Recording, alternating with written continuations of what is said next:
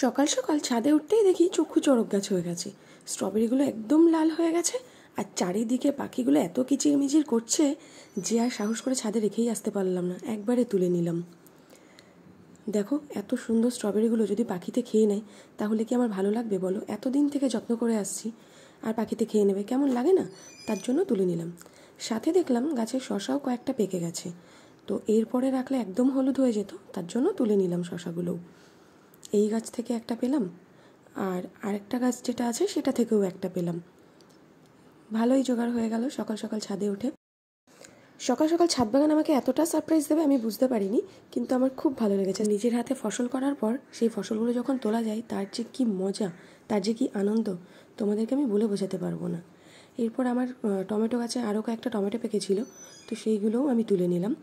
নিয়ে এইগুলোকে আমি রেখে দিলাম সন্ধেবেলায় ইফতারিতে খাবো বলে। কত সুন্দর না, নিজের গাছের ফল সবজি দিয়ে আমরা ইফতার করব, খুব মজা। Thank you for watching.